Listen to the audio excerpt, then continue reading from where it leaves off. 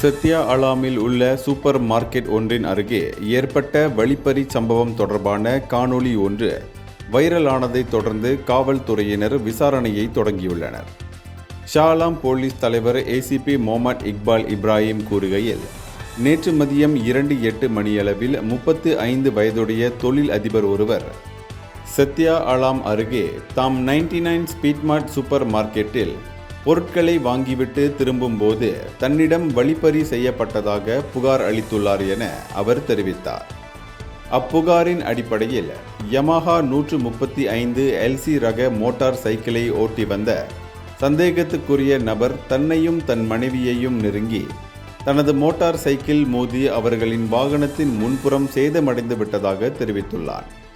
இதனைத் தொடர்ந்து அந்த தொழிலதிபர் தனது காரில் ஏற்பட்ட சேதத்தை கண்டறிய காரில் இருந்து வெளியேறிய போது சந்தேகத்துக்குரிய நபர் தொழிலதிபர் கழுத்தில் அணிந்திருந்த 11,000 ரிங்கிட் மதிப்புள்ள தங்கச் சங்கிலியை பின்புறத்திலிருந்து பறித்துவிட்டு அங்கிருந்து தப்பி ஓடினான் என்று புகாரில் குறிப்பிடப்பட்டுள்ளது என இக்பால் தெரிவித்தார். இந்த வழக்கு கொள்ளை சம்பவம் என்ற அடிப்படையில் குற்றவியல் சட்டம் பிரிவு 392 கீழ் விசாரிக்கப்படுகிறது. மேலும் இந்த சம்பவம் தொடர்பாக தகவல் தெரிந்தவர்கள் விசாரணை அதிகாரி இன்ஸ்பெக்டர் முகமது நக்கியுடன் நவாவியை 0123848 என்ற எண்களில் தொடர்பு கொள்ளலாம்.